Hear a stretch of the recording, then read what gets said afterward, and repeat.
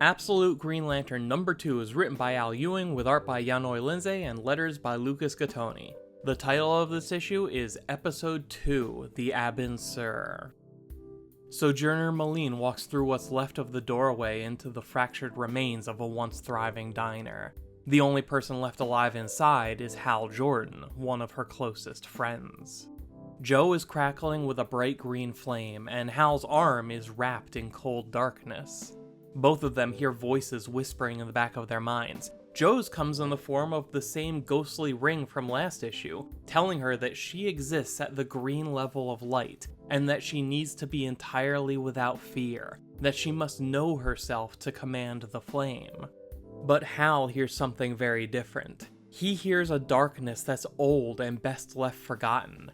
He describes it as an idea nobody believes. It was able to spread everywhere because someone gave it the opportunity to feed.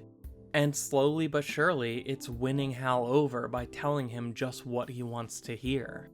He's resisting, of course, fighting back with all the willpower he can muster. But willpower has nothing to do with the darkness enveloping Hal's hand.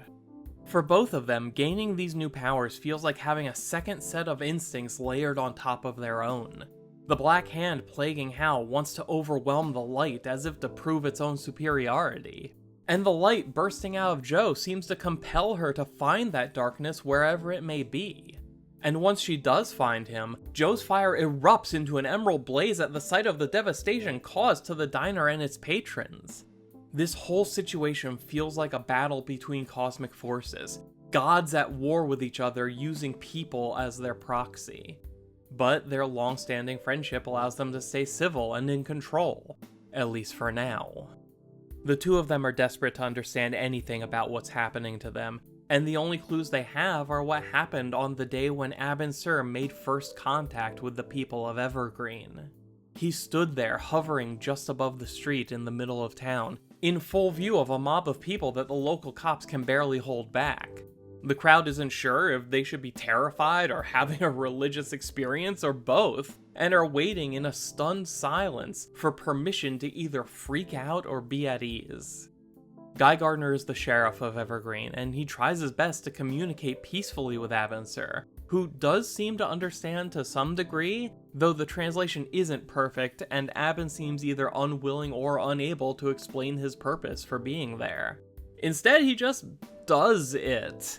Abin Sur extends one of his 4 large arms forward and proclaims that judgment will now commence as a swirling green fire begins to collect in his palm.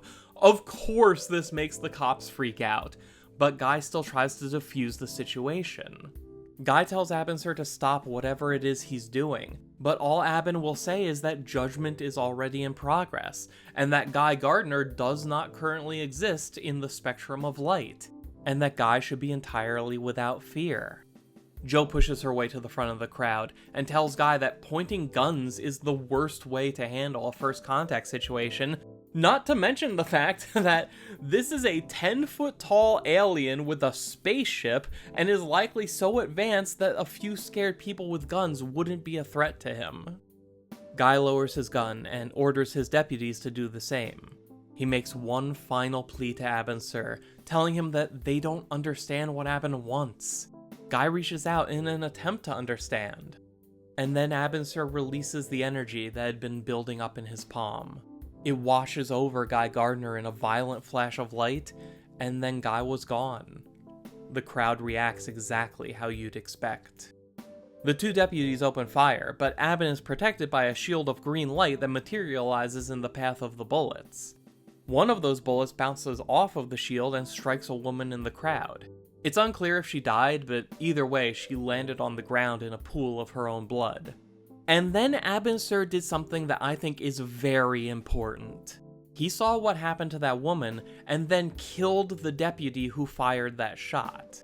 It was brutally efficient without an ounce of emotion, but it was clearly done in response to the deputy harming that woman. Abin Sur was protecting the crowd.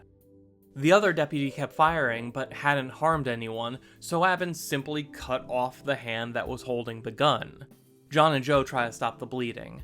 Hal, in his infinite wisdom, picks up the deputy's gun and points it at Abin Sur. The two stare each other down, and Abin begins Hal's judgment. But John isn't willing to wait and see what happens. He stands between them and convinces Hal to back down. Abin Sur tells John to be without fear, before dematerializing into a ball of light and flying back up to the massive structure in the sky above Evergreen. By nightfall, Hal, John, and Joe are sitting in their normal table at their favorite cafe, unable to sleep, trying to figure out what to do next. At this point, John believes that nobody is coming to save them, that they'll have to figure this out themselves. And while he'd prefer it if nobody else got hurt, John proposes that if and when the time comes, they should be prepared to take Abin Sur out. And John thinks he knows a way to do it. He reaches into his pocket and pulls out a gold ring. The only thing that survived when those bikers slammed full speed into the green energy barrier surrounding the town last issue. The ring is in perfect condition, unharmed by Abin's power. I don't know what John's going to do with this, but my first thought is, can they make some gold bullets? Actually, gold is a really soft metal, so would a bullet made of gold even work right? Could you put a gold coating on a regular bullet, or maybe just paint a bullet yellow? Would that mess up the weight of the bullet or jam the gun or something? I don't know, I'm thinking way too hard about a random hypothetical. For all I know, John's just going to put on a bunch of gold rings and punch Abin in the face. Either way, I love the way this series continues to build up the tension. At this point, I don't think Abin Sur means them any harm. He just doesn't know how to communicate well enough.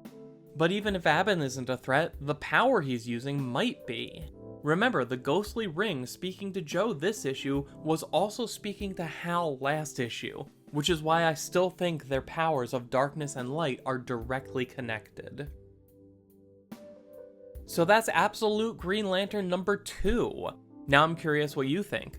Why is Abin Sur judging the people of Evergreen? What's John going to do with that gold ring?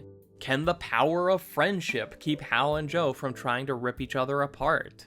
Tell me all about it in the comment section down below. Subscribe to the channel so we can keep exploring this strange new universe one issue at a time, and follow Mosaic Comics on Blue Sky for more of my thoughts on comics in general. Until next time, thank you for taking the time to watch. My name is Dan, we'll talk again soon.